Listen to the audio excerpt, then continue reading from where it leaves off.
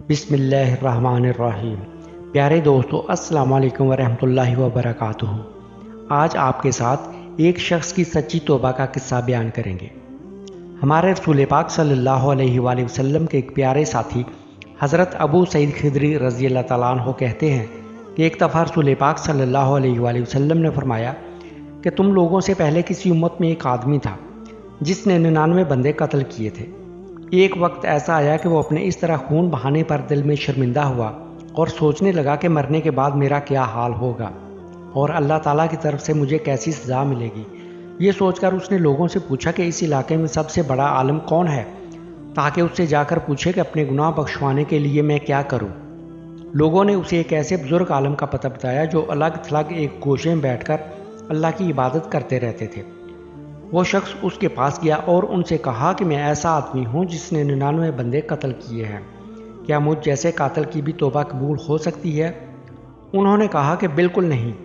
یہ سن کر وہ شخص آپے سے باہر ہو گیا اور اس نے اس بزرگ عالم کو بھی قتل کر دیا۔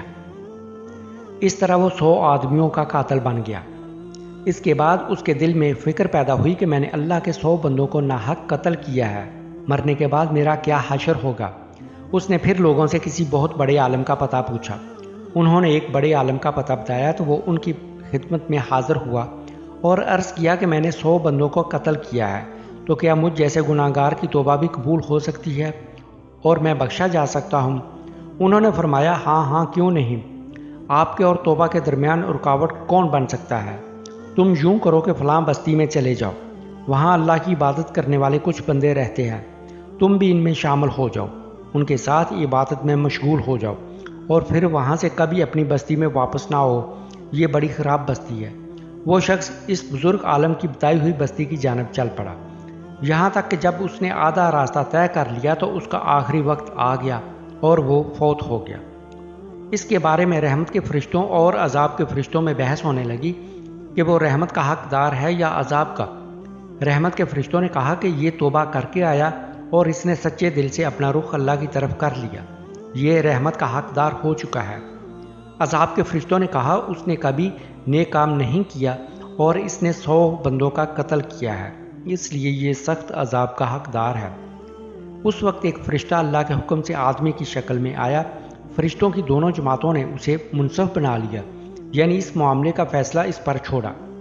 اس نے فیصلہ دیا کہ دونوں بستیوں کے درمیان فاصلے کی پیمائش کی جائے، یعنی بری بستی جہاں سے مرنے والا شخص چلا تھا اور اللہ تعالیٰ کی عبادت گزار بندوں والی بستی جس کی طرف وہ جا رہا تھا، ان کا درمیانی فاصلہ پھر جس مقام پر اس نے وفات پائی وہ مقام جس بستی کے قریب ہو، یعنی اس کا فاصلہ کل فاصلے کے آدھے سے زیادہ ہو تو اس کو اس بستی کا مانا جائے گا۔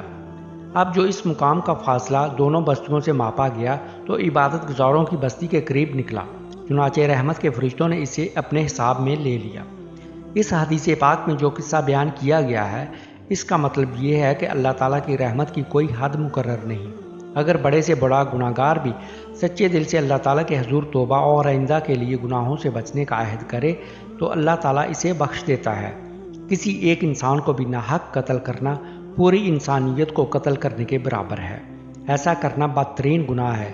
یہ اللہ کی نافرمانی کے علاوہ قتل ہونے والے کے بیوی بچوں پر بھی ظلم ہے۔ لیکن ناحق خون کرنے والے آدمی نے سچے دل سے توبہ کی تو اللہ تعالیٰ نے اس کی بخشش کا سامان بھی پیدا کر دیا۔ اس میں ہمارے لیے یہ سبق ہے کہ برے کاموں سے ہمیشہ بچنا چاہیے، کیونکہ توبہ کی مہلت ملنے سے پہلے ہی موت آ سکتی ہے۔